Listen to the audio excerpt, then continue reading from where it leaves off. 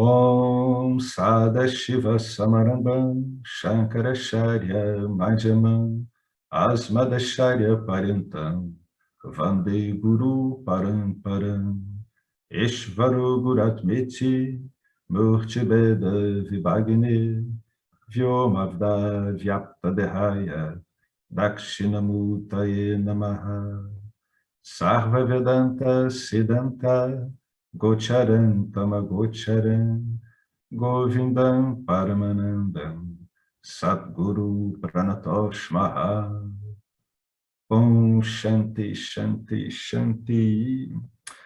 Boa noite, mais uma vez, bem-vindos ao estudo, ao grupo estudando o livro Yoga do Amor, comentários de James Schwartz em cima dos Sutras Devocionais de Narada. É um livro extremamente bonito. Então, acompanhando o que a gente estava resolvendo aí na aula passada, no encontro passado, a gente estava nesse tópico aqui, exercite seu livre-arbítrio. Aí, a gente chegou no verso 5, que está nesse tópico aqui. O que diz esse verso? Aquele que o alcança, ou seja, aquele que alcança o ser, né, se torna completamente sem desejos. Ele não sofre, ele não odeia e não se regozija com as alegrias da vida. Essas pessoas não são mais centradas no jiva e são livres de paixões por objetos. Vamos ver qual é o comentário. Um devoto não dual está livre de desejos, porque ele entende, ele compreende que esses desejos nascem de um sentimento de incompletude, de falta de plenitude. Um homem que quer se casar está tentando converter o seu eu solteiro em um eu marido, por causa de um sentimento de plenitude. Ele está querendo incorporar algo que ele está avaliando, né, que vai deixá-lo pleno naquela situação, né, social, com aquela mulher, etc. Quando o sentimento de plenitude começa a aparecer incompleto, ou seja, quando ele vai começando a se esgotar, ele quer converter esse eu marido em um eu pai. E quando o eu pai começa a sentir-se incompleto, aí vai vir um novo papel, ele vai tentar converter o pai ao eu sogro. E assim sucessivamente, né? Uma sucessão de papéis, e em todos esses papéis, o que tem de comum? Tem uma ânsia por plenitude, né? Que está projetada de um modo enganoso numa sucessão de objetos. O que são esses objetos? Nesse caso aqui, é uma série de situações, né? Que se configuram como compromissos sociais e familiares. Então, é interessante a gente olhar e ver como é que a gente delineia esse objeto, tá? Muitas pessoas são condicionadas, são vinculadas a situações, né? São objetos, né? Não exatamente algo definido, né? Mas uma situação que congrega, né? Um modo de ver o mundo, uma determinado tipo de companhia, um papel social. Muitas pessoas são vinculadas a um conjunto, né, de impressões que fazem essa situação. Mesmo no leito de morte, esse indivíduo não vai se sentir pleno. A devoção não dual surge com o conhecimento. Eu sou a plenitude em si, né? Quer dizer, eu não recebo a plenitude da plenitude, eu sou a própria plenitude. Essa plenitude é um senso permanente de satisfação e confiança, não uma emoção. Essa última frase aqui ela é muito importante. Veja, quando a gente fala de emoção, né, é bom a gente definir com certo cuidado qual o contexto em que essas coisas ocorram. Quando a gente fala em emoção, a gente sempre tem junto da emoção uma visão, né, uma visão dada por um pensamento. A gente divide essas coisas, a gente chama. Isso é um pensamento, isso é uma emoção. Mas, na verdade, isso é um acontecimento, né? O indivíduo ele pensa de um modo, as emoções que ele tem, refletem isso, retroalimentam o pensar dele, daí por diante, e ele fica como se fosse numa espécie de cenário.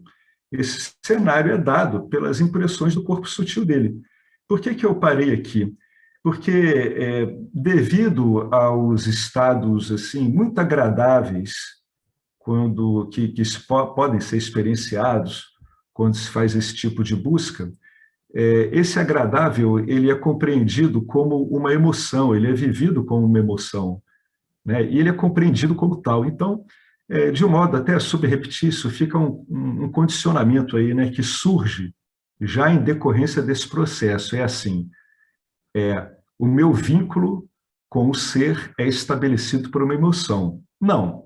Como é que você sabe isso? Você sabe isso porque você fica ciente das variações da emoção, você não deixa de saber o que você é e você observa o seu corpo sutil não agradado, né, desagradado com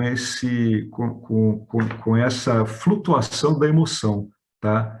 Então, a realização, né, ela é entendida como algo fora das flutuações, fora dos objetos que flutuam, né? Então, emoções associadas a pensamentos naturalmente flutuam, sensos, né? Um senso de incompletude, tudo isso muda, né? Por mais que esses sensos possam estar recalcitrados, assim, engessados na pessoa, eles podem mudar, né? Mesmo no dia a dia da pessoa, se ela olhar bem, ela não está o tempo todo com um senso de limitação, né? Muitas vezes as pessoas estão saboreando alguma coisa agradável, ou simplesmente estão sem fazer nada, ou estão até no trabalho, e elas se sentem plenas, né? Mas é muito comum que, logo depois que essa plenitude é vivida,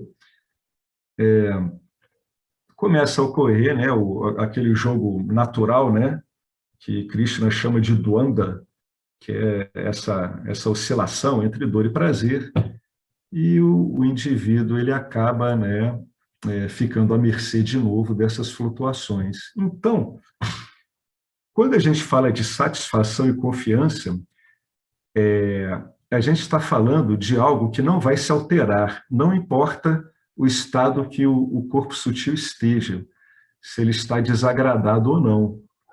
Em última instância, com o passar do tempo, o indivíduo começa a reparar que existe uma satisfação de pura e simplesmente ser, independentemente do que esteja ocorrendo, né?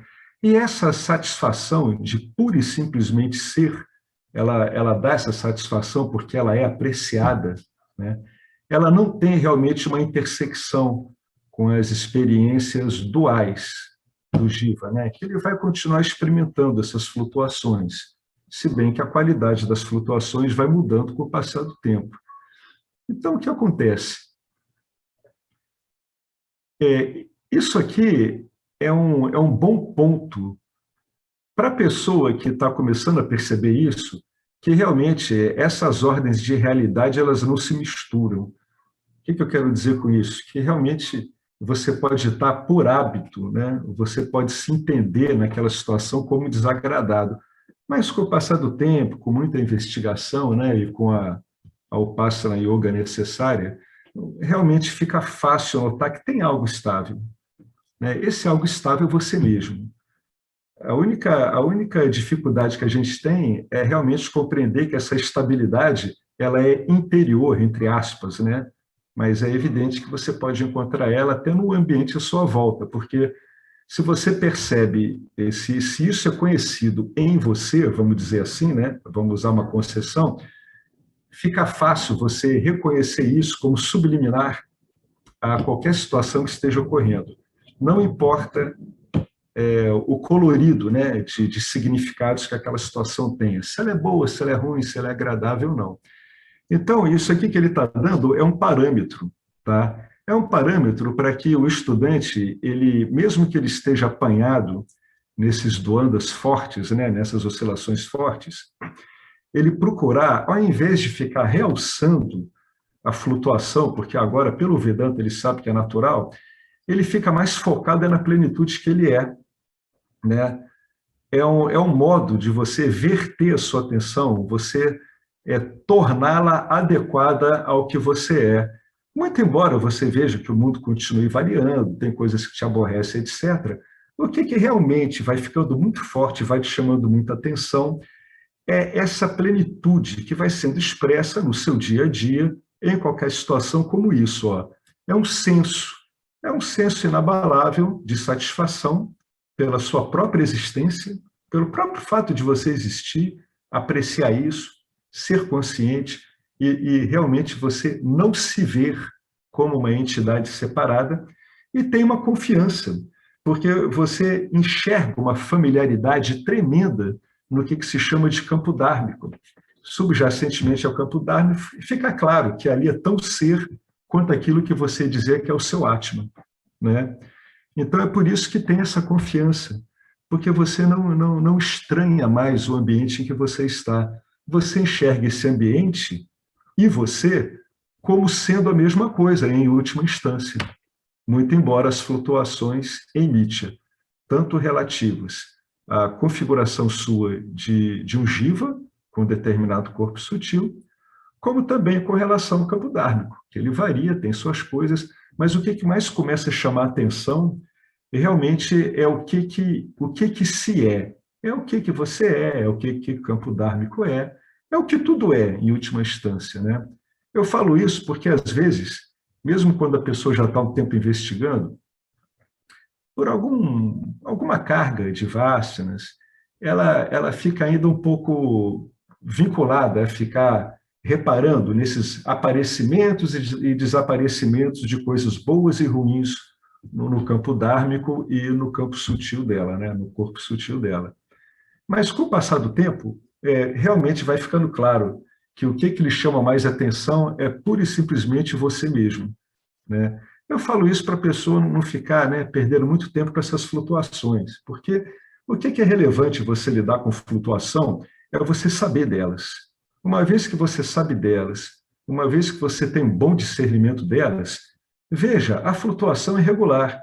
Mesmo quando o corpo sutil estiver bastante sativizado, ele vai variar na intensidade satífica dele. Muitas vezes ele pode ser tomado por ondas rajásicas e tamásicas. Naturalmente, quando ele vai dormir, ele é tomado por uma onda tamásica.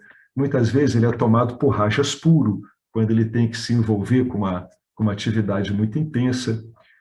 Mas é interessante reparar isso, que, muito embora essas flutuações, devido ao ensino e à sacação que vai ficando clara, ocorre um sentimento de continuidade entre você, é isso mesmo, ocorre um senso de continuidade e não interrupção entre você e o campo dármico.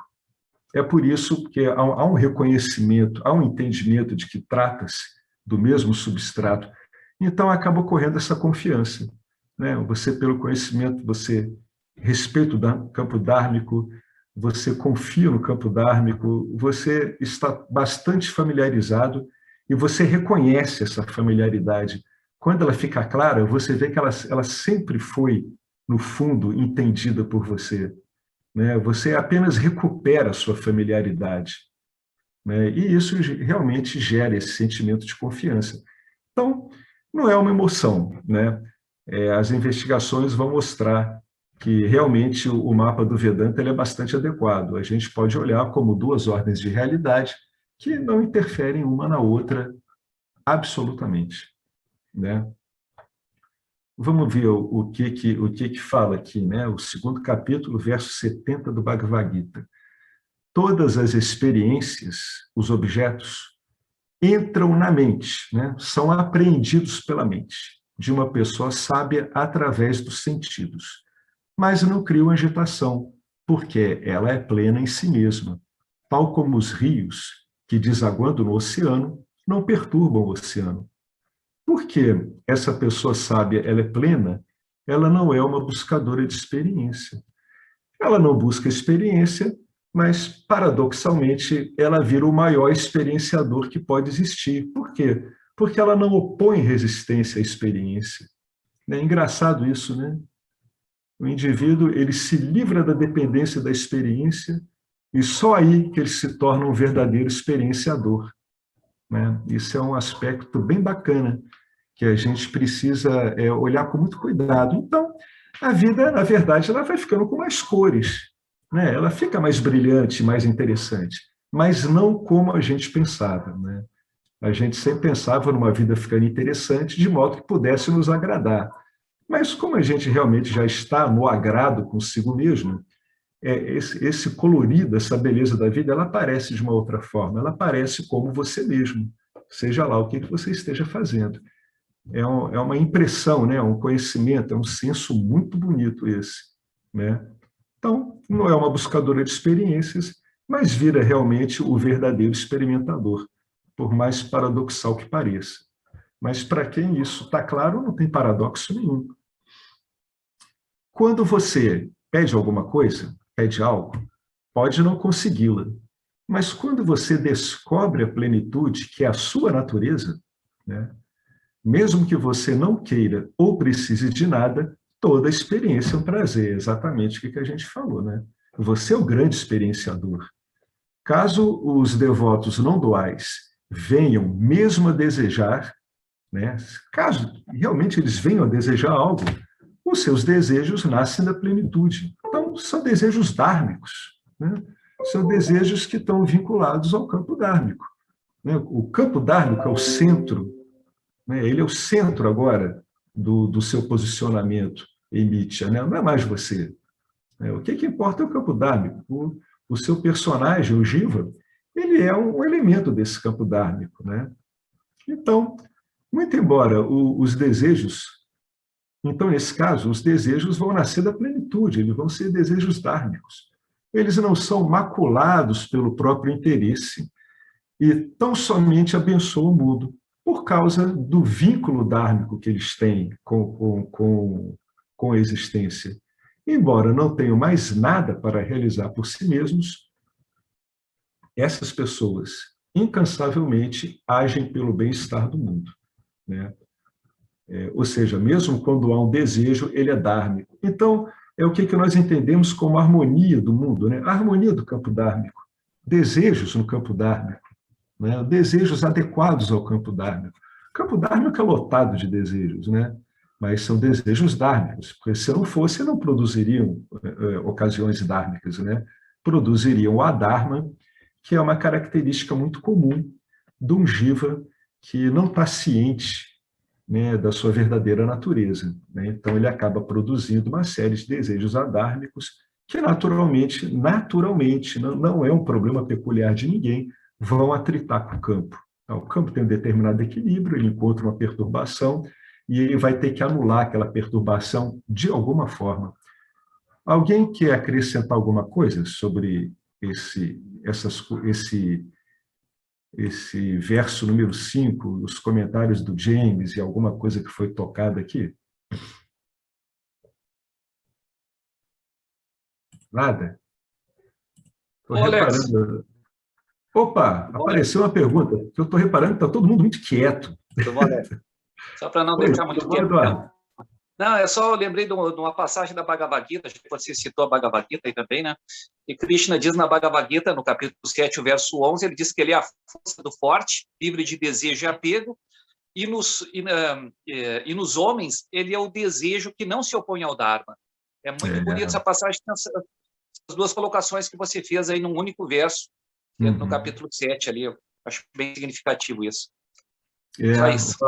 bacana esse comentário, muito bonito, né? Eu sou o desejo que é O dármico, desejo né? que se opõe ao Dharma, isso. O desejo que não se opõe ao Dharma, muito bonito. Exatamente, tudo isso vai vindo, vai ocorrendo. O estudante ele começa a reparar, né, o investigador, que as fichas vão caindo, ele começa a ver a grande alegria e satisfação de agir desse jeito mesmo, porque é tão leve, tão funcional, tão bom, né? Você começa a ter coisas, tirar, realmente observar um contentamento em ver as coisas fluindo do jeito que elas têm que fluir, né? Esses são os desejos que vão aparecendo, desejos dármicos, né? Bacana isso, né? Fecha bem com o que a gente comentou aqui. Então, eu vou avançando, tá? Então, sempre aquela coisa, vocês podem interromper a hora que quiserem esse encontro aqui. Bom, aí vem aqui uma frase, né, que às vezes é muito comum em círculos esotéricos, né, que você tem um renascimento. Então, vamos ver, é uma ponte aqui. Feliz por ter renascido, né, porque parece um renascimento mesmo. Os devotos não duais, eles são livres de ódio. A base mesmo pela qual eles são livres de ódio é muito simples, que o ódio é uma exacerbação da raiva. E a raiva é um efeito de um desejo obstruído. Como o devoto não dual ele é pleno em si mesmo, os desejos que ele porventura sintam são dármicos, e eles não mobilizam o ego dele a ponto de, uma vez não satisfeitos, né, ele tem uma expectativa, né, ele vai lá, naturalmente, todo jiva tem, né, seja ele de qualquer natureza que seja, liberto ou não, mas o que é liberto, ele sabe que aquele desejo, ele é do campo, essa que é a diferença, né? Ele sabe disso. Então, ele não está vinculado àquele desejo, embora ele, com muita alegria, bote esse desejo dármico para andar em movimento, né? Esse desejo, como ele não está vinculado realmente ao resultado desse desejo, embora ele aprecie que se um desejo dármico der um resultado dármico, né, vai ser muito apreciado. Mas, se não der também, é o resultado do campo dármico. Como se fala, a gente usa isso, né? Vontade, entre aspas, de Ishvara. Não é para ocorrer. É o que acontece. Ele não tem condição de ter ódio, porque a base do ódio e de qualquer sentimento ruim é a sua falta de plenitude, são desejos obstruídos. Como ele é pleno em si mesmo, ele sequer é acossado por raiva durante muito tempo, e não é mesmo, né? Então, disso até virar ódio, começa a ficar uma passagem praticamente impossível, né? As pessoas que estão aqui já há algum tempo devem estar notando como é que os pensamentos conflituosos e turbulentos estão diminuindo.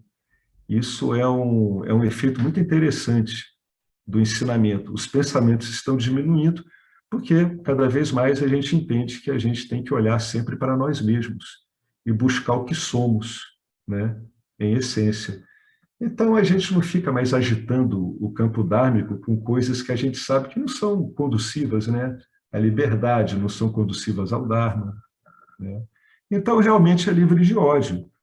Pode ter uns ataques, uns chiliques, uns ataques de pelanca de uma hora para outra, mas isso não fica lá remoendo a ponto de virar ódio e virar um sofrimento, né? Porque ódio é sofrimento, né? Isso é um dos aspectos do sofrimento que vai embora, o ódio vai embora. Alguma carga de raiva ou insatisfação, não. Mas como são muito monitoradas e sempre o Jiva Mukta está muito ancorado no ser, a relevância de ele estar ancorado no ser, ela supera largamente essas impressões, né? Então, ele não se agarra muito a mais nada, né? Como Ramana Maharishi dizia, né, que a única semelhança entre um conhecedor do ser e uma criança é que ambos não retêm nada. A criança é uma ignorante que não retém nada, pela própria natureza dela, que ela tem o ego ainda muito incipiente, né? Não é o suficiente para ela conseguir agarrar um objeto. E o sábio, simplesmente, ele não agarra nada porque ele não é como a criança, né? O motivo pelo qual ele não agarra nada é diferente do da criança. É porque ele já passou por um ego estruturado e ele conseguiu dimensionar de um modo adequado isso e compreender a verdadeira natureza dele. Então, sendo pleno, ele não vai reter nada também, né? Então, é uma sabedoria que leva a essa não retenção. No caso da criança, é o contrário. Eu falo isso porque, às vezes, as pessoas fazem muito essa comparação e ela, para o Vedanta, assim, ela não é muito favorável, porque uma criança é um jiva pronto para entrar na linha de produção e ser condicionado. E o jiva mukta é o contrário, é aquele que saiu da linha de condicionamento, trouxe os seus condicionamentos, aprendeu a lidar com eles, entrou no estudo, entrou no entendimento, e agora ele está livre do condicionamento dele, justamente pelo fato dele ter vivido esse condicionamento e entendido o que é esse condicionamento, né? Aí ele comenta aqui com o Abhedananda, né? O maior ser humano que já conheci, né, foi um Swami de Kerala, no sul da Índia. Swami Abhedananda, que é esse que aparece aqui, ó, nessa fotinha aqui, é o mais baixinho aqui do Marcelo Aranda, é o mais baixinho, que está com o Chimayananda meio por cima dele, assim, né? Na verdade, não seria um exagero dizer que ele era Deus na forma humana. É claro que somos todos Deus na forma humana, mas essa forma humana de Abhedananda, até onde pude ver, era tão livre de dualidade quanto é humanamente possível. O James ficou encantado por ele. Quando ele estava prestes a morrer, um de seus devotos perguntou se ele queria renascer. Naturalmente, os sansaris não querem renascer, porque não gostam do mundo na medida em que veem esse mundo como um véu de lágrimas. Mas o Swami disse que sim, para a surpresa do devoto. Então ele perguntou por quê. E aí veio a resposta do Abhedananda. Pô, é só renascendo aqui que eu consigo cantar louvores ao Lorde, a Deus, né? Então, assim, renascendo, eu posso continuar cantando, né, os meus louvores a Deus. Ele disse sem qualquer traço de ironia. Então, é aquele que volta para cá para ficar em Bava, né? No, realmente, aí a gente pode dizer que é um estado assim, bastante contemplativo, né? Bastante devoto. Então, é um grande devoto, né? Olha que interessante, né? Ele é um sábio, e ele é um sábio com aspecto devocional tremendo, né? A ponto dele dizer que sim, eu volto por esse mundo para cantar louvores a Deus, né? Que é um choque para muitos, até mesmo para muitos libertos, né? Que muitos libertos assim já não tem mais afinidade, né? Interesse, né? No mundo, né? Como ele se apresenta.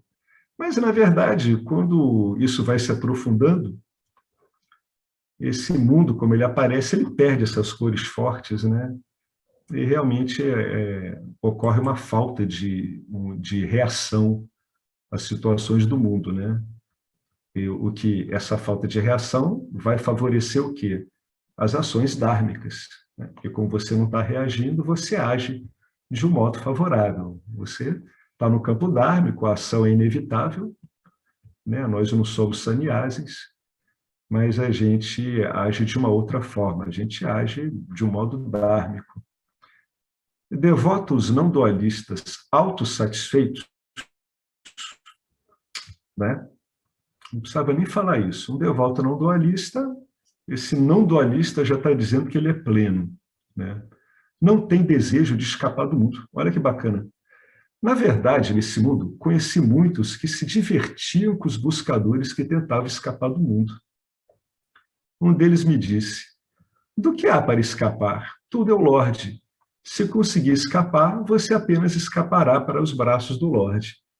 O que é uma boa frase para as pessoas refletirem, né? Não há para onde ir. A questão não é essa, né? Você vai escapar para onde? Você vai sair da situação que você está, vai para um outro estado, outro país, uma outra profissão. Você está se movimentando no Lorde. É o mesmo Lorde. Sempre. Outra coisa, devotos não duais não se afligem. Devotos não duais não se afligem porque devotos não duais não estão vinculados a expectativas. Então, como é que eles vão se afligir, né? Do ponto de vista do Jiva, o momentum de suas ações anteriores, né, a inércia, o movimento que as ações já adquiriram no campo dármico, ele continua a produzir situações agradáveis e desagradáveis. É o que se chama do Parabdha Karma. Mas eles não se incomodam quando as circunstâncias que favorecem o Jiva se transformam em experiências desfavoráveis. Tão pouco prazer cria apego para eles. Atenção, ele não está dizendo que o devoto não dual não sente prazer. Ele está dizendo que o prazer não cria apego, né? Tão pouco prazer cria apego para eles, porque eles entendem perfeitamente a natureza de soma zero dessa realidade aparente. Deveria ser óbvio, mas aqueles que buscam prazer, cegos pelo desejo, parecem esquecer que tudo que começa termina. Eles se divertem com objetos, em vão, né?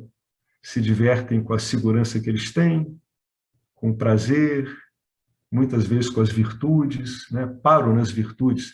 Você alimentar, no nosso caso, você alimentar virtudes, né? Realmente virtudes, é interessante quando ela é olhada da perspectiva do que nós queremos, né?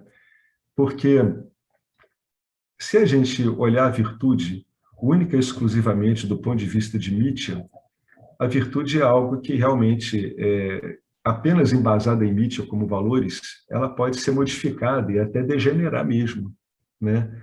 É por isso que um grande virtuoso é o santo, né? O santo é aquele que mantém a virtude dele, muitas vezes a duras penas, né? Ele se devota bastante, é bastante dedicado, está toda hora tendo que lidar, né, com essas escorregadelas do ego, né, sempre procurando apanhar aquela posição dele de sábio e transformar a virtude no apego. Então, os devotos não duais, eles se divertem com esses objetos, né? Seja os de segurança, prazer, ou até mesmo eles olhando as virtudes, né? Como é que elas podem mudar, se divertem com objetos em vão. Quer dizer, desculpa, ele está falando aqui do Sansariz, né? O Sansariz, né, do aspecto assim mais diabólico até o mais santo, eles estão se divertindo com objetos, eles estão se entretendo com objetos, cada um do seu jeito, mas é um entretenimento. A atenção do Sansari está toda voltada para o objeto. Então, seja lá que objeto for, né? Os clássicos, segurança e prazer e virtude. Só que essa diversão ela é em vão porque essa diversão ela termina, né? Agora, mas nem mesmo os sábios evitam os prazeres dos sentidos, né? Eles simplesmente não ficam animados e não criam uma grande história sobre esses sentidos. Eles passam pelos sentidos, os sentidos são bacanas ou são desagradáveis, mas não ficam, né, nem valorizando demais uma coisa que foi boa e nem realçando aquelas coisas que são ruins. Sabe aquelas pessoas que se reúnem e a identidade entre elas é ter alguma coisa ruim? Por exemplo, pô, eu agora estou doente, eu também, minha doença é pior do que a sua. Né? No fundo, às vezes é uma disputa para ver qual é a doença que está dando mais problema. Então, mesmo que um sábio ele esteja com uma doença grave, aquilo é chato, incomoda, mas ele não fica falando daquilo, levantando como um troféu às avessas, sabe? Pô, olha aqui a minha dor, como é grande. Isso não faz sentido nenhum para o sábio, né? Ele lida com essas impressões favoráveis e desfavoráveis de um modo equânime. Vai lá, fala o suficiente sobre elas, né? E não fica ligado nisso. Comparando devotos não dualistas com Sansaris, com referência ao prazer, o Swami Paramarthananda ele diz o seguinte, né? A gente já leu isso no Yoga do Amor, quer dizer, no Yoga das Três Energias, lembra? A atitude do devoto não dual é a de um prazer controlado, né? É um prazer controlado, é um prazer moderado que, pelo conhecimento dele, pela vida dele não dual, pelo entendimento não dual, está sempre modulando esses repiques em Nietzsche, sempre modulando. A primeira coisa que uma pessoa que vai se estabelecendo no ser nota é que aquelas arestas, os grandes picos, né, aqueles rompantes de felicidade, euforia e as quedas depressivas, essas arestas começam a ser aparadas, elas começam a ser deixadas redondas, mais arredondadas, mais suaves. É como se o conhecimento não dual ele começasse a exercer uma função de amortecedor, né, pela pura compreensão. Isso tudo vai ficando mais suave, você vai trafegando com muito menos atrito, seja em que situação você esteja. Né? Como é que o Paramarthananda ele continua? Ó? A atitude é de um prazer controlado, é um prazer moderado, é um prazer, entre aspas, eu não gosto dessas palavras, submetido à clareza do intelecto do Jiva Mukta. Né? Mas é válida essa analogia, né?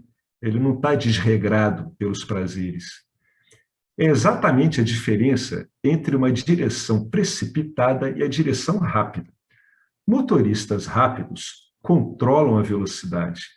Se uma criança atravessasse a estrada, esse motorista seria capaz de frear a tempo. Motoristas precipitados são propensos a acidentes, porque a excitação da velocidade os domina. Excitação da velocidade. Como é que a gente bota isso numa linguagem vedântica? O vínculo aos sentimentos trazidos pela alta velocidade é um vínculo com aquele componente mental, emocional, ligado a pessoas que apreciam a velocidade. O indivíduo está vinculado, né? Tá com um vínculo obrigatório, um vínculo forte com a velocidade, e ele acaba sendo dominado por esse vínculo. O prazer do sábio é como a direção rápida, enquanto o prazer do ignorante envolve risco, né? O sábio ele está pleno em si mesmo. O ignorante ele está tentando chegar na plenitude através de muitas coisas. Por exemplo, uma adição à velocidade. Alguém quer comentar alguma coisa sobre isso que a gente andou lendo?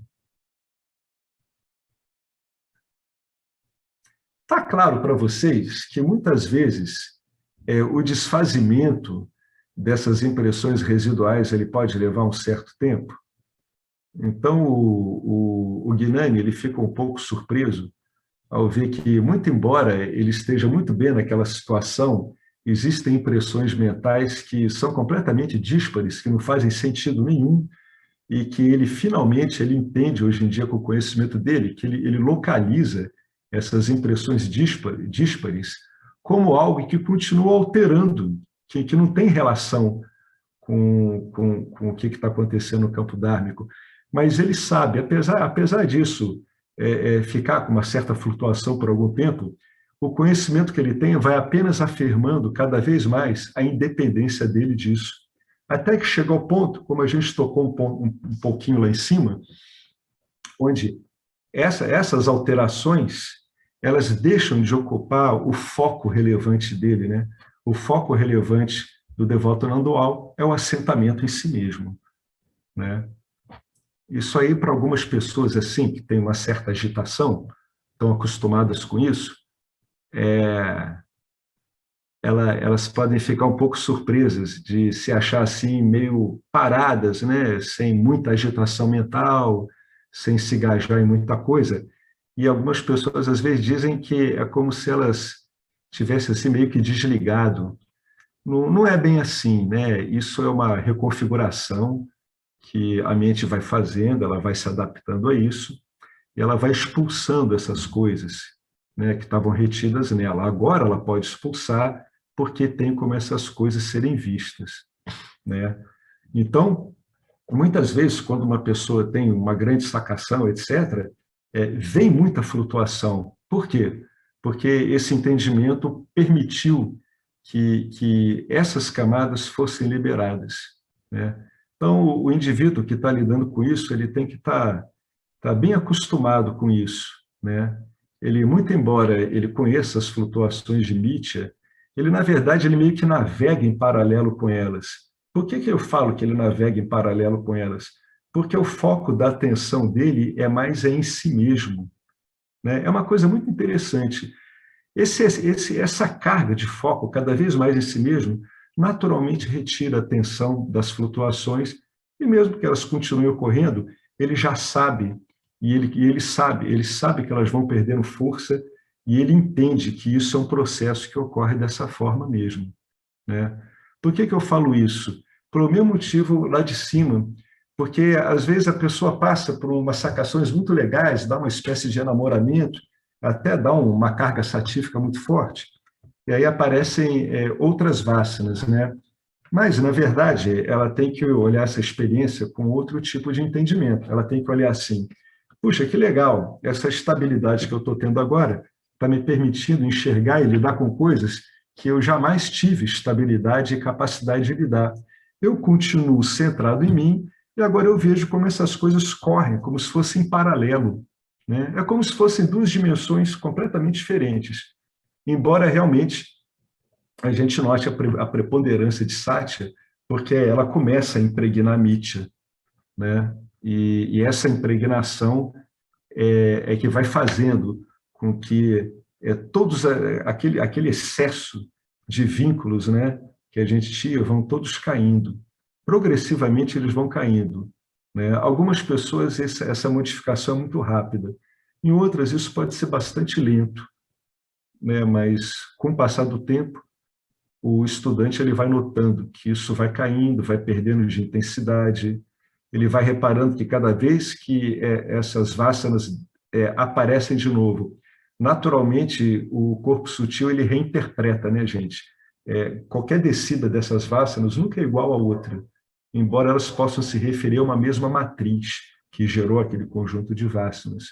Mas ele vai notando que essas descidas vão diminuindo, ele vai recompreendendo, ele compreende de uma outra forma essa exposição às vássanas. É isso que faz com que ele, com o tempo, consiga lidar com pressões que antes seriam insuportáveis, né? Eu creio que algumas pessoas aqui desse grupo talvez tenham passado por isso. Eu passei alguns anos por isso, né? O Vedanta me permitiu lidar com vássanas que eram realmente, vamos falar assim, bestiais, né? E isso é um trabalho de muita paciência. Você vai vendo lentamente isso minguando, vai se familiarizando com essas vássanas e, ao mesmo tempo que isso vai ocorrendo, a pessoalidade delas, aquela suposta relação sua com elas, vai indo pelo ralo. E vai mesmo, né? Isso é uma coisa que ocorre bastante, né? É bem comum. Muitas pessoas não comentam, não falam sobre isso, até por uma certa encabulação, tudo, mas é bem comum isso ocorrer. É um acontecimento bem assim no padrão do estudante que está realmente tendo sucesso na sua sadhana, né? Ô, Alex, Oi, diga, Betânia. você tá falando isso, eu tô me percebendo aqui, né? Parece que eu perdi o ritmo que eu tinha, né? Como se fosse, eu tô muito lenta. A Exatamente. princípio vem um pensamento assim, caramba, eu estou muito lenta e ineficiente, será? Ineficaz, né? Mas, ao mesmo tempo, eu consigo perceber que eu não estou deixando nada de fazer, mas está Exatamente. lento, né? Mas esse lento, aí eu acho que eu lembro uma vez o Henrique falando. A gente tem uma vássana, né, de querer fazer, né? Uhum. E aí, às vezes vem esse pensamento, caramba, eu estou muito lenta e estou ineficaz, eu preciso fazer alguma coisa, preciso colocar alguma velocidade aqui nessa lentidão, né? É porque abre espaço. Mas parece, eu estou falando de mim, claro, né? Mas é que você foi falando isso e para mim isso está fazendo bastante sentido. Mas parece que se eu vou preencher esse espaço com mais velocidade ou com mais coisas, não faz sentido. Porque eu não preciso fazer aquilo nem mais rápido e nem mais coisas. Isso. Aí parece que dá um curto, sabe? Porque você fala, mas, meu, não estou entendendo nada, né? Eu não tenho que ir mais rápido, então, você está falando um pouco isso e eu me vejo assim, às vezes, sabe? Não estou devendo nada, mas está lento, está estranho, né? É como se fosse isso. Mas se eu ponho mais coisas ou se eu acelero, não faz sentido, porque parece que está até fora do campo dármico, entendeu? Entra em desarmonia eu acelerar e colocar mais coisas. Parece uma coisa meio contraditória. Isso. Quem está fazendo essa leitura é o seu condicionamento, né? Você tem condicionamento residual, ele está lendo a situação assim, ele está estranhando, ele está dizendo, está fazendo tudo, mas realmente eu estou mais lento. Aí, será que eu estou ineficaz? Aí uma investigação, um cuidado vai mostrar que não está ineficaz. Então, vamos botar mais coisa, mas nessa hora começa a ter uma estranha resistência a que isso não seja feito, né? Não, chega, não precisa. Ou seja, está claro aquela impressão, né? Isso não vai me acrescentar nada. É isso que fica claro. Então, esse resíduo que você tem é uma interpretação do condicionamento. É o momentum do seu modo de pensar que continua, sabe? Que nem quando você desliga o ventilador e as pás continuam girando. São essas impressões residuais que a gente vai entrando em contato quando o ensinamento vai ficando muito claro. A gente nota esses funcionamentos residuais, a gente nota uma pessoa rajásica, por exemplo, ela nota que é como se ela tivesse acelerada em alguma vontade de querer completar algo, mas o entendimento dela mostra que aquela aceleração é inútil, que não vai conseguir nada. Então, a mente, ela fica trabalhando assim, né? Ela é como se fosse um pêndulo, né? Ela vai se ajustando, né? Ela faz um excesso assim, depois ela repensa, sempre guiada pelo condicionamento, até que ela pare de extravasar demais, né? Porque a gente poderia dizer que isso que você está percebendo, que eu já percebi comigo, é como se fosse um extravasamento, né? Como se fosse uma garrafa transbordando de água, como se aquela água pudesse ali encher copos, né? Mas não é. Seria simplesmente um desperdício de energia e atenção. E como você vai entrando no entendimento do campo dármico, no entendimento seu, né? No seu entendimento em Satya, no seu entendimento em Nitya, muito embora essa pressão, essa inércia ocorra, ela não faz mais sentido. Eu estou falando isso para as pessoas se acostumarem com esses movimentos inerciais, sabe? Porque às vezes a pessoa fica um pouco impressionada. Poxa, mas isso aqui está confuso, parece que eu estou lento. São movimentos inerciais. É uma interpretação que esses movimentos inerciais da sua mente estão fazendo diante de uma situação que ela não consegue entender muito bem. Por isso que inicialmente parece um paradoxo. O paradoxo só existe na mente condicionada mesmo. Ele diz, mas isso é um paradoxo. Não. O paradoxo é aquela dificuldade que a mente tem de ajustar algo que está acontecendo ao modo como ela está habituada a ver. É isso que é o que significa um paradoxo. Né? Mas vai ficando... E outra coisa também, assim, né, que eu percebo, né, é que claro que esse momento de lentidão aparente, né, é quando eu não estou trabalhando, né? Quando eu estou trabalhando, é quando eu estou sendo solicitada por alguma coisa, a gente, bom, eu pelo menos, eu entro no fluxo e sou veloz. Mas quando a minha escolha, que é só minha, né, daquele tempo que eu tenho, que é só meu, aí eu vejo uma lentidão e eu falo, meu Deus, o que está acontecendo? Não estou entendendo. Tipo, um dia eu estava super no fluxo porque necessitava daquilo, no outro estou assim. Peraí, será que eu estou tamásica? Parece que vem uma confusão, mas não é realmente que... Algumas vezes você é solicitado a fazer um monte de coisa porque você está num campo que solicita isso, e quando o seu campo não solicita isso, porque você escolheu uma vida mais satívica, um estilo de vida diferente, muda completamente a energia, né? Então é muito louco isso também, né? De ver essa possibilidade de ter esse fluxo que vai tranquilo e essa coisa quando você é também, né, pedido para agir. É interessante, porque também não é de uma única forma, né? Não é de uma única forma. Na verdade, o que vai acontecendo com a gente é que a gente age mais sob demanda, entendeu? Do que por iniciativa própria. Você é demandado, você age na boa, tranquilão.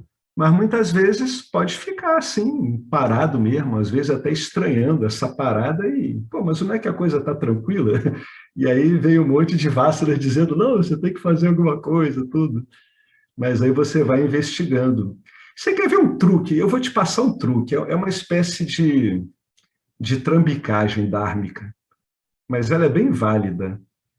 Você vai dar uma mexida nas gunas. Quando você estiver assim com essa dúvida, sabe o que você faz? Abre uma escritura.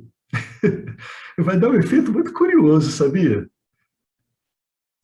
Você vai ver uma parte da sua mente entretida, intrigada com essa coisa lenta, que ela está descrevendo como lenta, paradoxal, e você vai ver, ao mesmo tempo, uma outra função, ao mesmo tempo, deliciada com o que está lendo. É bacana você fazer essas brincadeiras para conhecer essas diferentes funções que, muitas vezes, elas atuam juntas mesmo. Você vai reparar essas duas coisas. Aí é engraçado, se você vai ficando na escritura, a outra você vai perdendo interesse nela, entende? Essa outra que está estranhando tudo, ela vai perdendo interesse. E aí, quando você olha para isso, você tem que fazer um certo esforço para puxar de volta aquele estranhamento. É engraçado isso, né? É como se você estivesse puxando os gunas. Claro que não é assim, né? Mas é como se você estivesse puxando e afastando, né? Você puxa um tipo de movimento de gunas e você afasta outro tipo. É claro que não é assim que ocorre, é a situação toda, né? Mas você, que é um pivô, né? É uma peça nessa situação dármica toda que está ocorrendo contigo, como está aparecendo esse seu parábida, isso é uma manifestação do seu parábida karma. Ele está aparecendo assim, quando ele está lidando com essa aparente lentidão. É muito interessante, porque quando você, numa situação dessa, você pode ser um pivô por compreensão, né? Um pivô de quê? Um pivô de alteração da onda dos gunas. Isso é muito interessante. Tá aquela situação toda ocorrendo ali, você está com esse estranhamento, aí você, sem assim se deter muito nesse estranhamento, assume ele, deixa ele assim mesmo, você vai e pula para uma escritura. Aí, dali a pouco, você vê que o estranhamento foi embora. Aí você entra em outra ação, aí deixa a escritura de lado. Aí, dali a pouco, você vê, quando termina a ação, você vê voltar a mesma coisa. É bacana para você ir se acostumando com essa dinâmica, né? Quanto mais você vê que ela é impessoal, que ela vai ocorrendo automaticamente, melhor, né? Menos esse estranhamento vai ocorrer. A pessoa vai aprendendo, né? Ela, quando é para entrar em atividade, ela entra. Quando é para parar, ela para. Quando é para ficar num modus operandi mais de conhecimento, de curtição, aí ela fica. É engraçado, né? Como se você estivesse pulando de uma onda para outra. Né? Só que agora conscientemente, né? Você está ciente do que está ocorrendo. Você está enxergando isso de um ponto de vista muito seguro, que é o ser, que é o que você é. Esse é um ponto, né, de foco assim, muito seguro, muito claro. É bem bacana. E realmente, quando a pessoa entra na ação, ela se absorve na ação, né? Aí depois ela larga a ação, ela não fica com aquela ação, né? É isso aí mesmo. A gente vai virando assim uns investigadores de movimentos muito sutis, né? Da mente, né? Das emoções. Quer acrescentar mais alguma coisa? Não, eu sempre gosto dos seus comentários. Eu sempre uso esse meu olhar para as escrituras quando eu estou nesse momento lento, né? Porque é o meu momento. Agora, quando eu estou imersa na ação, não. Mas eu vou procurar fazer isso também quando eu estiver imersa na ação, parar e aí olhar para isso também, para ver como eu dou uma alinhada ali também naquele rajas que está rolando, né? E voltar a olhar para o ser também, né? Porque desde o começo da aula você tem falado sobre isso, né? Olhar, se apegar, se ater ao que está sempre presente, ao imutável. Eu tenho feito bastante isso. Mas quando eu estou em atividades bem rajásicas de trabalho, que sento ali 8 horas da manhã, vou tirar o olhar do computador 6 horas da tarde, né? Que é uma coisa assim, quase almoça ali na frente do computador, eu não tenho feito tanto isso, sabe? De olhar para as escrituras, de voltar. Então, eu acho que também é um momento de fazer isso, né? De experimentar isso também naquele outro estado. É uma boa ideia. Tinha um sábio ali, né, daquela área ali do sul da Rússia, Gurdjieff, que ele dizia que quando a pessoa está trabalhando direto, é interessante ela parar de hora em hora e ela dar uma contempladinha, pequenininha, coisa de alguns minutinhos mesmo, não chega nem a 5 minutos. Né? Você que está encarando direto a tela assim, né, o tempo todo, vai dando umas paradinhas. Aí você pega um trechinho, basta um trechinho, de preferência o mesmo trechinho, para você ir ficando com ele, sabe? É uma boa dica essa.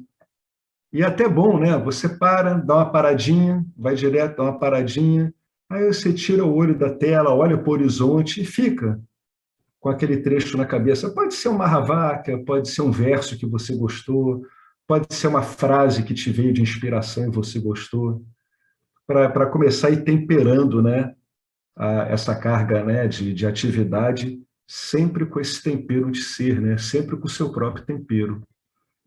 É um bom recurso. Tem um monte de truquezinhos bacaninhos desse. Dá uns pequenos dribles, assim, né? São driblezinhos que a gente vai dando e vai ajudando. Né? Bacana isso. Dá umas leves interrupções, assim, um pouquinho, mas é pouquinho tempo mesmo. Só para relaxar a visão e dar uma contemplada. Né?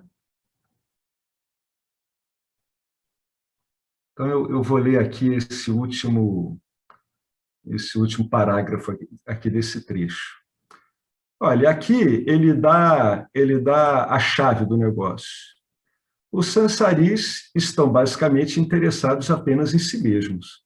E nem tem como não ser assim, né, gente? Olha a configuração que um sansari está usando, olha a potência do campo dármico, não tem como não ficar assim, não tem como, é impossível.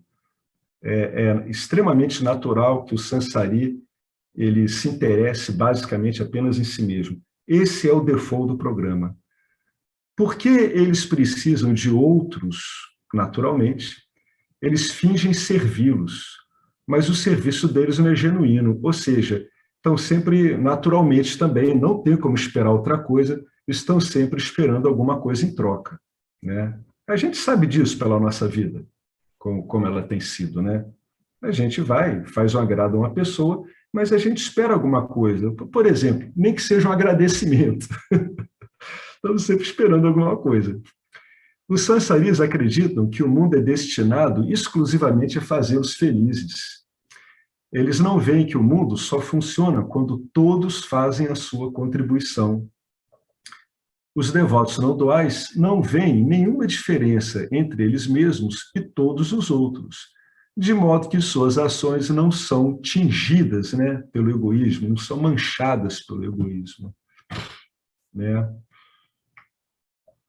É porque aqui, nesse caso, o devoto não dual, quando ele está em atuação no campo dármico, ele entende claramente que ele não é o centro. O centro do campo dármico é o que ele é, mas a personalidade dele não é o centro. Olha que legal. Né? Então, ele pode deixar essa personalidade à vontade de cumprir o papel, né? Que é um papel que essa personalidade está cumprindo aonde? Em mim, em eu. Né? Então, nesse caso, como é que um devoto não dual ele vai ver alguma diferença? Ele não vê nenhuma diferença mesmo. Né? Ele vê só um contínuo. Vamos dizer assim, é tudo um jogo de palavras. Né? Ele vê um contínuo entre ele e tudo, inclusive os outros. Então, como é que ele vai ter ações tingidas por egoísmo? Ele não está esperando mais nada de nada mesmo? Bom, vamos entrar aqui no verso 6. Qualquer coisa vocês vão perguntando.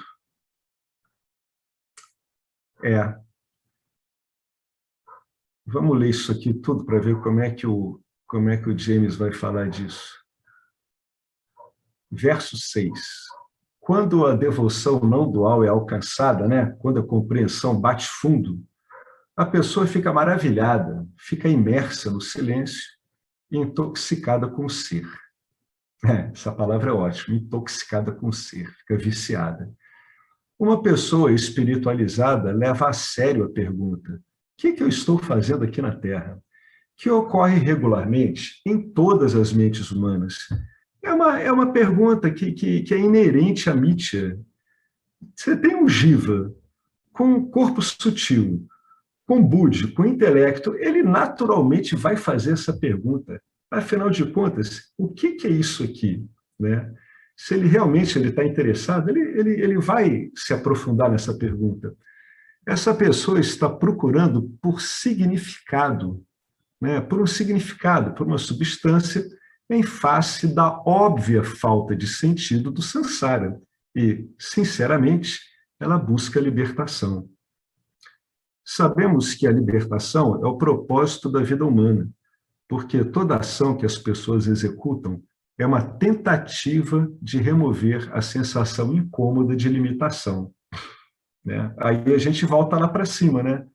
Se você vive cada vez mais a sua plenitude, o estímulo que você tem para correr atrás da execução de ações, né, ao léu, quaisquer ações, ele diminui bastante mesmo.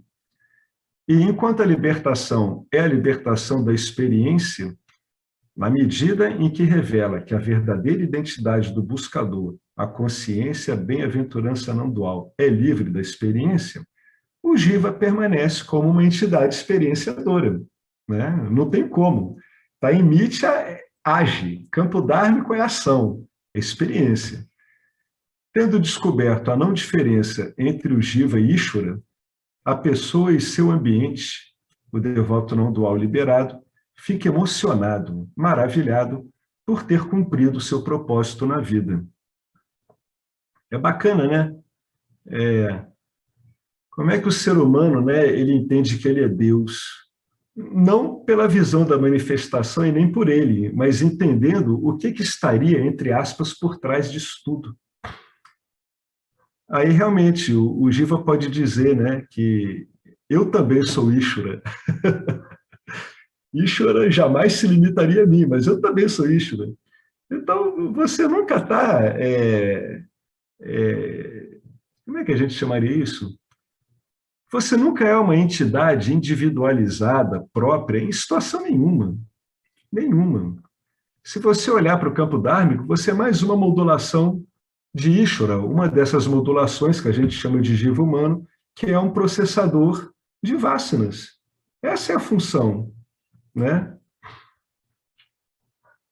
Tendo descoberto, aqui eu já li, quanto mais ele pensa em quão raro é, mais intoxicado ele se torna. O indivíduo aqui está brincando com uma forma de pensamento muito sutil, né? Ele, no fundo, ele está contando uma espécie de história para ele, o que é bastante válida, até para afirmar bem, né? Ele está se deleitando, né? Quanto mais ele pensa em quão raro é, mais intoxicado ele se torna. Poxa, que bacana! Ao contrário da alegria de ganhar na loteria, que acaba perdendo o seu fascínio, a alegria da autossatisfação não dual cresce continuamente. A alegria cresce continuamente e a gente tem que olhar essas palavras com cuidado, né? Para você não achar que você vai acabar explodindo de alegria com seus pedaços indo para tudo que é lado, né? Na verdade, você vai tendo a marca mais forte, aquela que ele colocou lá em cima, né? Quando realmente começa a vir uma apreciação do seu conhecimento como consciência, existência, realmente a plenitude vai ficando clara. E quando a plenitude fica clara, fundamentalmente você tem um senso de confiança e de contentamento, de que as coisas estão todas no lugar. Eu falo isso para as pessoas não acharem que essa alegria crescendo continuamente vai levá-las a um êxtase perpétuo, entendeu? O corpo nem tem condição de aguentar um êxtase perpétuo, perpétuo não, né? Mas com uma enorme quantidade de vários anos, assim como não tem como aguentar uma depressão durante anos e anos a fio, né? A pessoa acaba tendo um monte de problemas. O corpo não é para ficar nesses picos. Vamos ver o que Shankaracharya fala aqui. Bom, as seguintes bênçãos, obtidas apenas pela graça de Deus, né? Quem manda na história é o campo dármico, são raras e difíceis de alcançar. O nascimento humano, número 1. Número 2, o desejo de libertação, que é mais raro ainda. E 3, a associação com o grande sábio, o que é mais raro ainda. Inúmeras espécies nascem no universo. Por isso, nascer como um ser humano é muito raro. E mesmo depois de ganhar o nascimento humano, incontáveis são os objetivos que alguém é tentado a seguir. Excepcionalmente raros são aqueles que escolhem a libertação como seu objetivo principal. Acho engraçado essa palavra, escolher, né? Porque tem pessoas que isso não é uma opção, né? Isso é a única coisa que resta a eles, não tem outra. Mas vamos lá, escolhem a libertação como seu objetivo principal. E mesmo depois de descobrir que a libertação é possível, entra-se no emaranhado da espiritualidade, né, que é o mercado, em que dezenas de sistemas prescrevem uma infinidade de métodos para alcançar a libertação. Qual deles escolher? Então, quando o devoto não dual reflete sobre os inúmeros becos sem saída que foram evitados, ele fica emocionado por ter sido trazido por Ishvara para o Vedanta. Ou seja, ele fica profundamente grato, né? Essa gratidão, isso sim, isso sim. A gratidão, ela aumenta o tempo todo. Cada vez ela aumenta mais. Ela não tem limite para aumentar essa gratidão. Realmente, o devoto não dual, ele é um jiva que ele tem um coração extremamente agradecido a Ishvara. Isso é inevitável, inevitável. Quem não tem, quando chegou nesse tipo de ensino que não tinha devoção nenhuma, que era o meu caso, não precisa se preocupar com isso, que isso vai vir. Tá? Eu não tinha nenhuma. Pelo contrário, o que eu tinha com isso eram conflitos. Né? Então, como é que eu vou ter devoção se eu estou em conflito? Né? Então, isso vem naturalmente, tá? Isso vem vindo, se estabelece, porque vai ficando uma coisa tão óbvia você reconhecer isso, que é natural que você se sinta grato. Né? É natural, é espontâneo. E você fica grato, inclusive, por todos os percalços que você passou. Né? Fica muito agradecido a tudo mesmo. Vamos ver aqui o que o Vidyarani ele toca com relação a esse assunto no Panchadasi. No 7º capítulo do Panchadasi, o Vidyarani fala aqui, né, do deleite do estudante que sacou a ilimitação dele, né? Quão grandiosas e verdadeiras são as escrituras, e são mesmas. Quão elevado e grandioso é o meu professor, e quão maravilhosa é a minha sorte. Maravilhosa é esta bem-aventurança, né? É um regozijo, esse regozijo ocorre mesmo, ele é bacana. Deixa eu ver se eu continuo. Vocês querem comentar alguma coisa sobre isso que a gente leu até aqui? Qualquer coisa que tenha a ver com o que a gente está lendo, claro. Né? Boa noite, Alex. É a Lorene falando. Boa noite, Lorene. Tudo bom? Tudo bem. Só para reforçar o seu relato, desse último que você leu, né, sobre... Espera um instantinho para que saiu, né? Dessa mudança de quando você... É como se... Quando você está nessa pedaço que você está ainda buscando o seu lugar no mundo, que você não está entendendo o que você está fazendo aqui, e aí que depois você encontra esse caminho e você se dá conta do que é e que realmente surge tudo isso que está sendo descrito aí, desse contentamento que não é essa alegria extasiante, essa coisa que, como você falou, né, que sem tamanho, que não caberia dentro do nosso corpo sutil, né? Mas como o seu olhar para a vida, desde a hora que você acorda de manhã, porque todas as suas atividades, elas são permeadas por uma alegria mais genuína e equânime, né? Isso é muito bonito, isso é muito... E é uma coisa silenciosa, porque isso é de cada um, né? Você vai fazendo isso no seu silêncio, É uma coisa sua, você percebe que é um caminho único seu ali, é o seu momento, né? E realmente isso gera uma gratidão sem tamanho. É muito lindo. Então, só para complementar, para reforçar, para agregar no seu comentário, né? Muito bacana aí a sua fala, os seus comentários. Então, é para isso, não é nenhuma dúvida mesmo, é só acrescentar. Isso é muito bonito, isso é muito gostoso e realmente é melhor que um prêmio de loteria, né? Muito bom. É. Isso não tem como perder, né? Não tem. Não, impossível. O prêmio de loteria, nossa, a gente ganha o prêmio de loteria, você vai ganhar parentes que você nunca viu na sua vida. Vai ganhar ônibus de parentes que você nunca viu. Esse aqui não, é como você falou, né? Você vai ficando, né? É muito silencioso, você nota que é um caminho que realmente ele cabe a cada givo fazer. Não tem jeito, né? É decorre de muita introspecção mesmo. E é como você disse, realmente uma grande gratidão. Muito bacana, Lorene, esse seu testemunho aí. Para a gente vendo, né, que a coisa vai seguindo do seu jeito, em cada um do seu jeito, devidamente orientado pelas escrituras, né, pelos ensinamentos do professor Arlindo. E a gente vai percebendo o óbvio, e aí começa a viver o óbvio.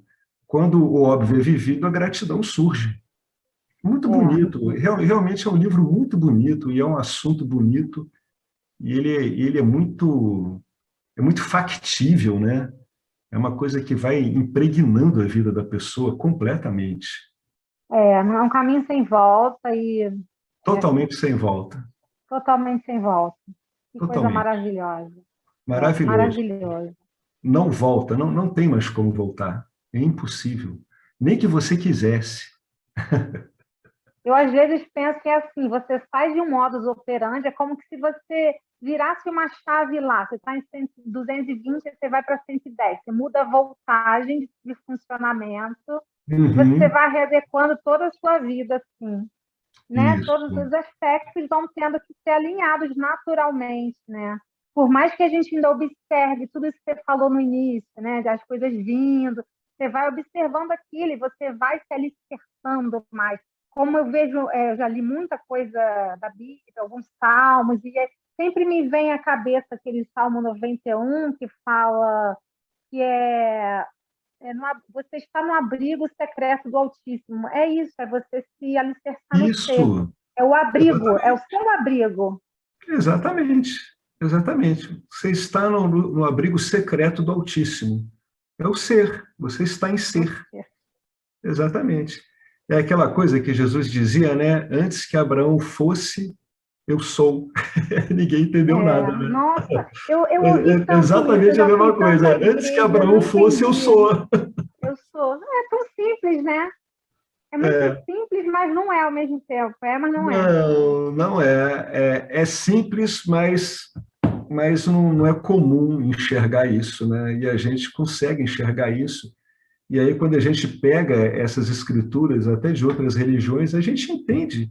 Você vê que o Evangelho de Jesus, aquilo ali era um apontamento tremendo, o tempo todo não dual, o tempo todo. Ele usava a dualidade para te jogar no não dual. Mas a gente só saca isso quando a gente se assenta em nós mesmos, né? Aí você vê, caramba, era disso que ele estava falando. Não é que esse cabeludo era bom pra caramba mesmo? Olha que pedreira! Ele fez a analogia em relação às crianças, porque deixar e vir a mim os pequeninos, porque deles é o reino dos céus. Eu acho que ele fez essa analogia falando da pureza de uma criança. Exatamente, é a palavra que eu pensei juntamente com você, da pureza. É pela pureza, né? É porque as crianças são purinhas, né? Aquela coisa, é um outro jeito de dizer que elas não agarram nada, né? Elas não têm aquele ego querendo agarrar coisas, né? São purinhas, não estão dominadas ainda por essa ânsia de obter coisas, né? Muito. É isso aí mesmo. Outra coisa que me veio à cabeça agora foi que ele falou que ninguém entra no reino do céu se não nascer de novo. Aí isso vem ao encontro desse renascimento que foi dito aí acima. Perfeitamente. Tem que nascer de novo. É perfeito. É bacana, né? Ver como é que as peças vão se encaixando. Encaixando, a gente vai vendo aqui e ali, tudo está falando a mesma. Muito bacana.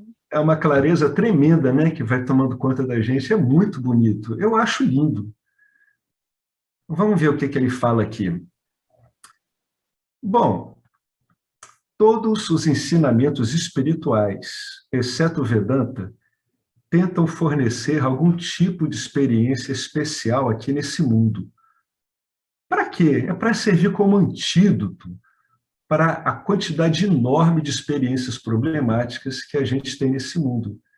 Agora, por que esses ensinamentos eles ficam fornecendo uma experiência especial como se fosse um antídoto, até mesmo como um conforto, né?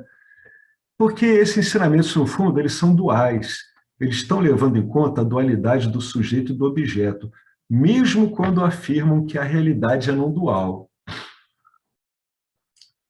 Do mesmo jeito que, como investigadores, nós esgotamos a nossa paciência com o mundo real, entre aspas, mais cedo ou mais tarde, nós acabamos exaustos tentando escapar desse mundo, porque todas as fugas oferecidas são apenas distrações mundanas, né? E assim, quando estamos prestes a jogar a toalha, o Vedanta aparece e nos diz que não há solução experiencial. Olha que bacana.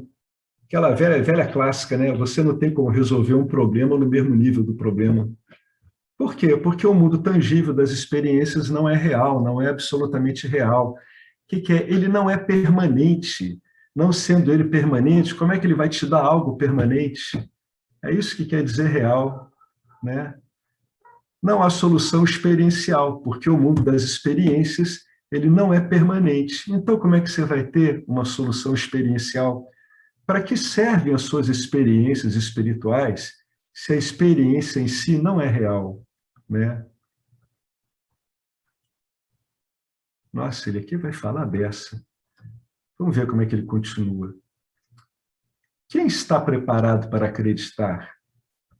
Da consciência pura, ilimitada, Maya fabrica um mundo excitante e variado de objetos. O efeito de Maya é genial, é estupendo. Na verdade, depois de anos de investigação, muitos ainda não conseguem assimilar o conhecimento de que o mundo é irreal.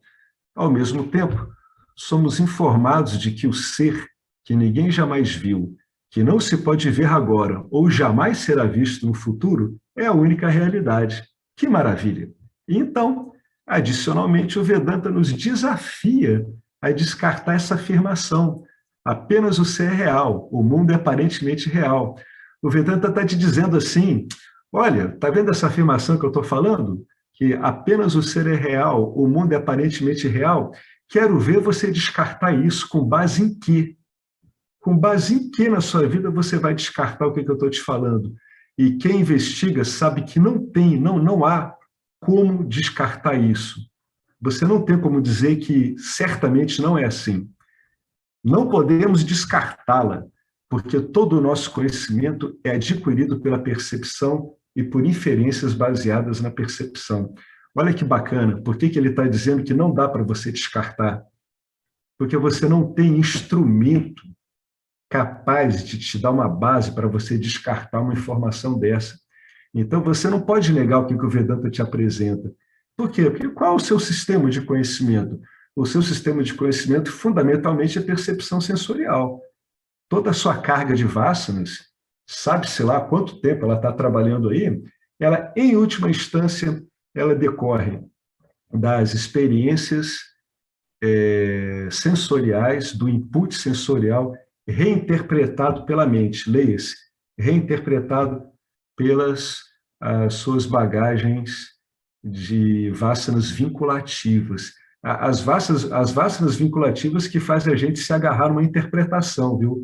Às vezes a gente tem vasanas que não são vinculativas, que é quando você faz uma interpretação. Quer ver? Você pode ver isso na sua vida.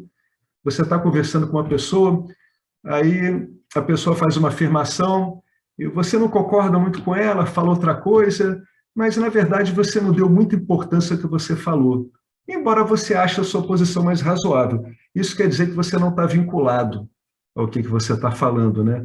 Você vai lá, fala, acha que é razoável, mas você não tem aquele vínculo, né? Então, o que o Vedanta está tentando te mostrar é que ele está tentando te tocar no outro ponto, e ele te toca no outro ponto. ele te toca num ponto que você ou se esqueceu ou não observou que esse ponto está o tempo todo na sua vida e ele aparece em várias situações. Esse ponto não tem a ver, em última instância, com o mundo manifesto. Essa é que é a verdade. Essa é que é a verdade total aqui, né?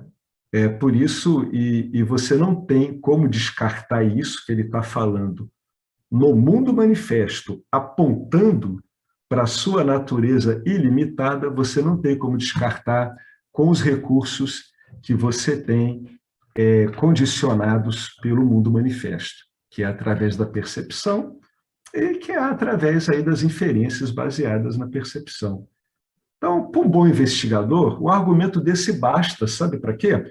Para o cara permanecer na investigação. Olha que coisa interessante, né? Eu não consigo descartar essa afirmação, então eu continuo com ela, não é mesmo? Eu vou continuar com ela, eu não consigo descartar, mas essa informação, ela me traz muitas dúvidas, não tem problema, eu vou investigar as dúvidas. O Vedanta é a orientação aí do professor, então é para isso. E ainda por cima, isso seguramente prova uma afirmação na qual os buscadores querem acreditar. Olha que bacana, mas não podem acreditar porque é muito contraintuitiva. O que todo espiritualista ele quer, no fundo, assumir de uma vez por todas para ele? Exatamente o que ele é. Eu sou não nascido, eu sou a consciência impessoal ilimitada e a única fonte de alegria, que é um aspecto fundamental para nós vivos humanos, né? Que no fundo nós somos devotos, nós estamos entregando o nosso amor em forma de alegria a qualquer coisa à nossa volta. Como pode isso ser verdade quando eu aprecio tantos problemas emocionais, financeiros, amorosos, problemas de conhecimento? Há dias em que é praticamente impossível apenas sorrir. Que maravilha que eu não estou mais nessa, graças a Deus, né? Graças a Deus. Alguns veem o ser como uma maravilha. Isso aqui é um grande verso do Bhagavad Gita. Outros falam dele como uma maravilha. Outros ouvem que ele é maravilhoso. Ainda assim, apesar de ouvir sobre ele, ninguém parece entendê-lo. E não tem como entender mesmo, não. Né? O que nós somos aí não tem atributo. Como é que você vai entender algo que não tem atributo? Você pode viver o ser que você é de modo consciente, plenamente consciente. Por isso que o Krishna brinca aqui, né? Alguns veem o ser como uma maravilha. Eles olham, ao ponto de vista deles, isso deve ser incrível mesmo, é uma maravilha. Outros falam dele como uma maravilha. Outros ouvem de outros que é maravilhoso. Ainda assim, apesar da gente ouvir um monte de coisas sobre ele, ninguém parece entendê-lo, porque para entendê-lo, você precisa entender que você é ele. Olha que bacana, né? Para entendê-lo, você precisa saber que você só pode saber do ser sabendo que é o seu próprio ser no seu dia a dia. Né? Não é para entender, isso não tem como entender. A única coisa que tem aqui de compreensão, de entendimento, é que você é o ser. Você quer saber onde está o ser? É o seu próprio ser no dia a dia. Aí, qualquer dúvida que você agora tiver com relação à ilimitação, né, à bem-aventurança, aí você tem orientação para tirar essas dúvidas. Aqui é o Katha Upanishad. Muitos nem mesmo ouvem falar deles, que é a grande maioria das pessoas. Muitos que ouviram falar não conseguem compreendê-lo. É raro encontrar um bom professor e é igualmente raro encontrar um investigador qualificado. Maravilhoso é, de fato, aquele que o compreende quando ensinado por um professor hábil. É um evento muito raro. Na verdade, poucas pessoas têm interesse nisso. Né? Bem poucos jivas. Então, é um acontecimento muito raro. E para isso está no Upanishad. Vocês veem que isso aqui é uma coisa para além do milenar, né? Isso é uma própria situação arquetípica da humanidade.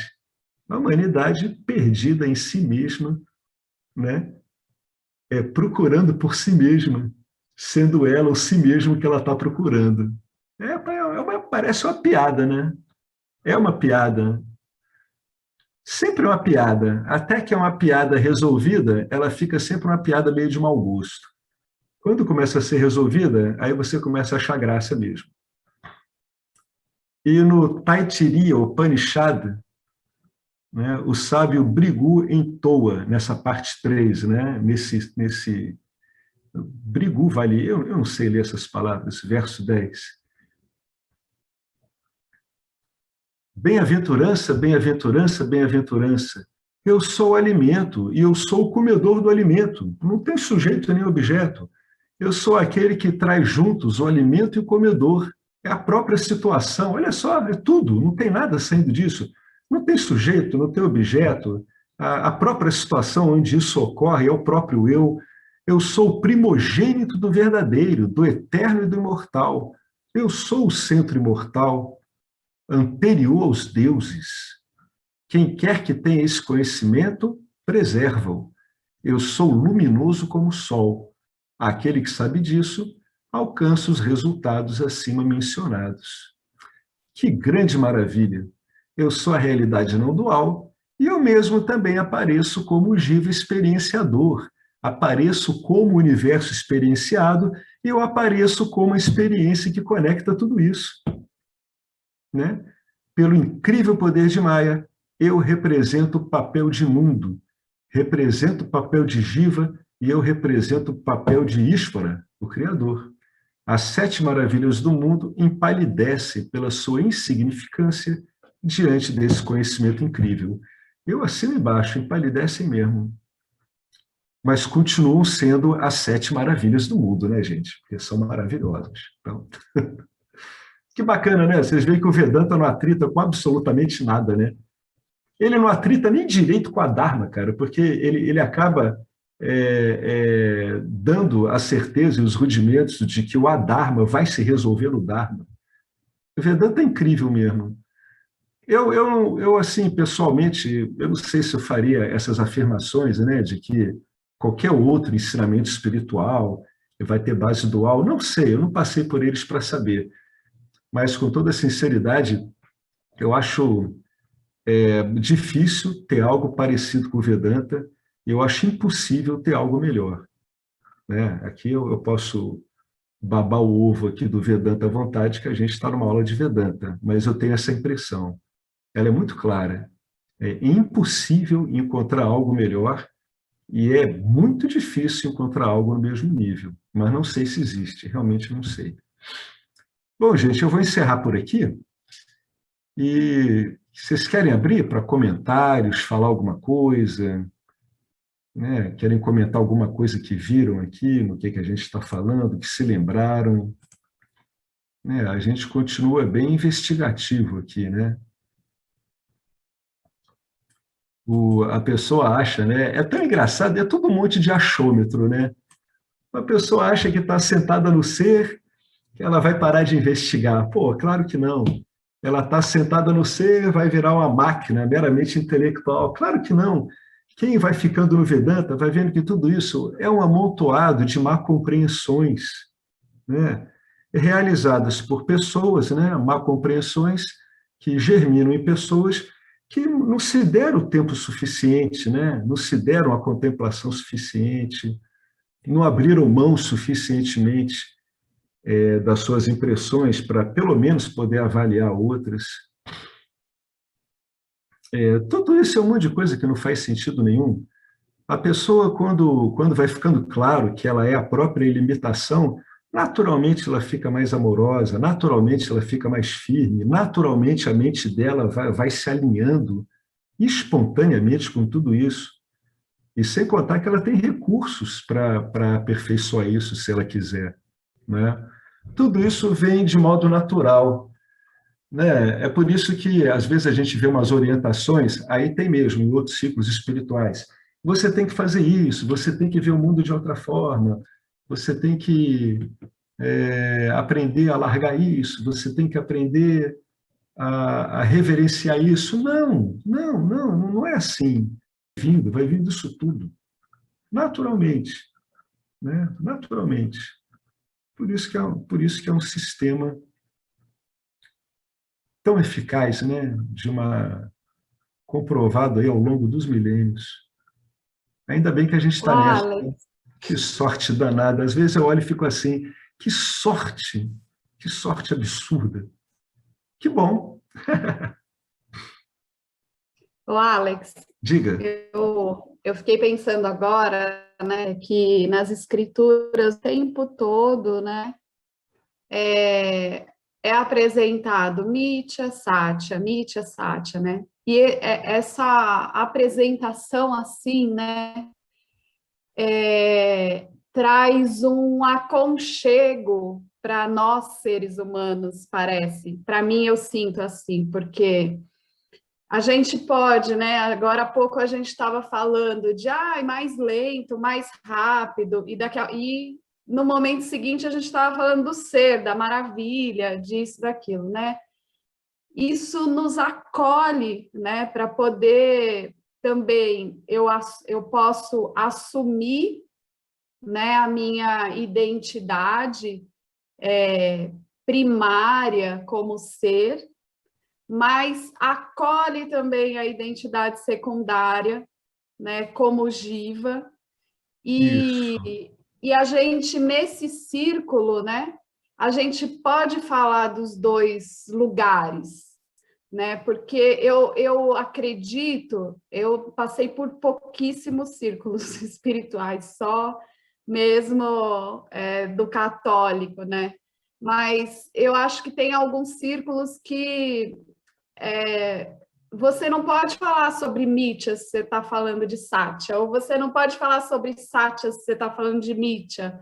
E aqui parece que você é acolhido, né, nesse sentido. Eu acho que o Vedanta é isso também, é esse amor, assim, né, pela É, nossa própria limitação aparente, né? Então, acho isso tão bonito, porque a é. gente transita numa mesma aula por aspectos Uhum. de níveis tão diferentes de realidade mesmo, né? Porque esses níveis eles estão operantes na gente o tempo todo, né? O Vedanta ele faz esse corte, né? Ele fala essas palavras. A realidade é não dual e ela se compõe de Satya e Mitya, mas Mitya se resolve em Satya. Então ele vai usando categorias provisórias, né? E quando ele vai usando essas categorias provisórias, ele vai eliminando a estranheza que a gente tem com nós mesmos. A gente aprende a ver que o ser humano funciona desse jeito, ele tem essa característica, ele realmente está numa experiência que é limitante, em termos de experiência, para o Jiva ela é limitante, né? É uma estrutura que tem um tempo de duração, tem talentos, tem defeitos, mas é como você falou, quando o ensino ele fica claro, essa personalidade não escapa do acolhimento do ser. Ela também não escapa, ela é acolhida igualmente, né? Igualmente, de modo equânime. A nossa personalidade é tão incluída quanto a dos outros. Então, tem umas pessoas que antes a gente ficava muito zangado com elas por causa das vássanas dela, né? Falando uma linguagem vedântica, né? E depois de um tempo, a gente vê que a gente acolhe elas também, né? Sabendo que não temos a obrigação, né? A não ser que haja um vínculo realmente muito forte, de conviver com elas, não tem problema. Mas você acolhe também. O que eu estou querendo dizer é que pessoas que estavam aparentemente antipatizadas ao longo da nossa vida, elas são acolhidas também, de verdade. Entendeu? Como é que você nota isso? O conflito de diálogo interno entre você e essas pessoas, ele praticamente chega a zero. Sabe quando a pessoa fica repetindo um monte de diálogo interno, de briga ou de desavença com outras? É um programa muito comum que ocorre. Quando o Vedanta vai funcionando, isso vai diminuindo muito. Mesmo com as pessoas que, sabe, que você nota que naturalmente, pela própria dinâmica do campo, tem desavenças, a gente não fica mais tão focado na pessoalidade dessa pessoa, na individualidade dela. A gente passa a situar ela tão amplamente quanto nós mesmos. Nesse sentido, é uma bênção, né? Para nós, para outra pessoa, para o campo dármico, é um conflito inútil a menos, né? E eliminado ali na raiz, né? O que é muito bacana. No momento que ele vai surgindo ali, naquele Jivamukta específico, ele é eliminado por puro entendimento. É muito bonito, viu? É muito elegante isso tudo, né? Toda a amorosidade que vem junto, né? O carinho, a determinação, é muito bacana, essa devoção toda que vai chegando com Ishvara. As pessoas, se tivessem pessoas de outros grupos aqui espirituais, não iam entender nada, né? Um grupo de Vedanta falando de devoção a Deus, não iam entender absolutamente coisa alguma. Né? Olhavam, o que é isso? Esses caras tomaram o quê? Que água esses caras estão bebendo? Isso não tem nada a ver com o Vedanta que eu ouvi falar. Não, o cara ouviu falar de uma coisa mal explicada, de repente algumas linhas sobre o Vedanta. Quando vai aprofundando, isso tudo vem vindo. Esse acolhimento, né? Esse acolhimento é muito importante. A gente para de brigar, né, com a personalidade, porque a gente compreende a personalidade. Antes ela não era compreendida, ela era tadinho, né? Era um burro de carga que você queria ajustar de qualquer jeito, do seu jeito. Nem que fosse na pancada. Pô, que maldade, quanta falta de compreensão. Né? Vamos tratar bem os burrinhos de carga, né? Cuidar dos bichinhos, são tão bonitinhos, são Ishvara, cara, aparecendo aí. Né? Nossos corpinhos, tudo, o próprio Ishvara aparecendo aí nessa modulação. Merece todo o nosso carinho e cuidado. E aí, naturalmente, a gente começa a ver esse carinho e cuidado no entorno. É bacana que é tudo muito natural, sabe? É isso que eu acho bonito. Você vai se fixando no ensinamento e aquela pergunta, né, dos outros grupos espirituais que eu já vi muito. Mas como eu vou fazer isso? Como é que se faz isso? Aí, não, meu amigo, vá só seguindo isso aqui, né? Vai se aprofundando, que isso tudo vai brotando. Sabe por quê? Porque isso é a sua natureza. Não tem como não emergir. Não tem como. Se você vai se aprofundando e realmente vai se dedicando, não tem como isso não emergir. Não tem como. É impossível. Muito bacana isso tudo, né? Alguém quer colocar mais alguma coisa? Sensacional. Isso é uma característica da ilimitação que vai, de certa forma, aflorando, né? Se você não se torna mais preso a mágoas, e se você está compreendendo, está acolhendo a você e aos outros, as situações, né? Com Isso certeza. é uma ilimitação, né? Com certeza. É uma toda abrangência, acolhimento, né? Tudo isso se deve à nossa ilimitação, né? Só o ilimitado tem condição de acolher, não tem outro jeito. É muito Nossa, lindo tudo lindo. isso, né, gente? Muito bacana. Eu sabia que esse livro ia ser essa beleza mesmo. Ele é muito bonito. Esses sutras são belíssimos. Bom, gente, vamos encerrar então, né? Bom, estou sempre aberto, sabe? Vocês tiverem alguma colocação, se quiserem, manda para o WhatsApp, manda para o Messenger, o que eu não der conta, eu passo aí para quem possa dar conta, o professor, ou o Fábio, ou algum outro que soubesse, apresenta e Eu ajuda a tenho gente. uma dúvida. Esse texto que o professor está trabalhando, do Panchadasi, capítulo 7, ele está lá na seção de arquivos do Facebook Tá. também? É capítulo 7, né? Porque eu procurei e não achei. Não, ele está sim, é o capítulo 7. Está lá como Capítulo capítulo 7. 7, então eu vou procurar novamente. Como capítulo 7. Se você não encontrar, me manda uma mensagem que eu te mando, Tá, tá tá bom? bom. Tá, muito obrigada. Muito obrigada, gratidão, aula maravilhosa. Gratidão Muito a bom. Isso é vocês. bom porque acompanhar esses estudos, eles reforçam na gente que é muito importante a gente estar em contato, estar ouvindo, estar participando, é É, muito importante. Muito, muito, muito. Muita é, gratidão ao grupo todo. a Muito bom. sanga, a sanga é muito importante, viu? Já dizia o Buda, né? A sanga é fundamental. Importante a beça. Bom, gente, vamos então encerrar o Purnamada?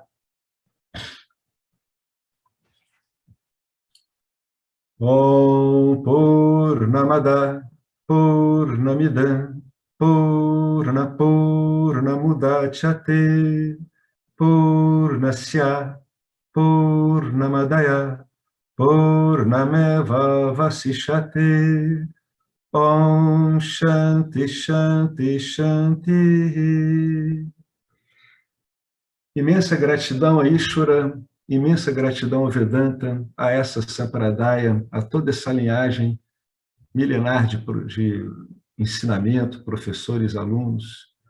Imensa gratidão a nós, a essa Sangha, ao nosso estimado professor, nosso querido Arlindo Nagar, que é a ponta de lança aqui desse trabalho tão bonito que é o Vedanta Brasil.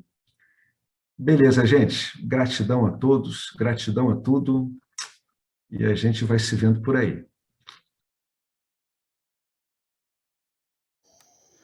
Saudações. Eu quero aqui deixar um pequeno testemunho.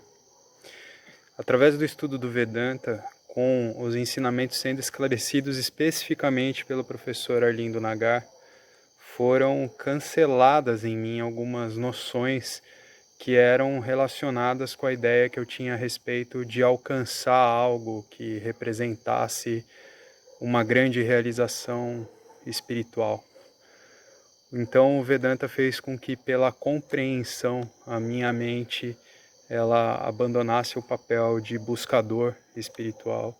E isso para mim foi um marco inicial para uma outra relação com o processo de desenvolvimento espiritual, do qual, saibamos disso bem ou mal, é um processo que fundamenta a vida de todos nós. E eu digo isso para estimular todos aqueles que chegam no Vedanta Brasil e entendem que podem se beneficiar da profunda imersão direcionada para o autoconhecimento que é promovida nesse grupo de estudos, que é um grupo que existe graças ao trabalho altruísta do professor Arlindo Nagar, suportado também pelo trabalho voluntário de pessoas que contribuem para a manutenção do grupo de diversas maneiras.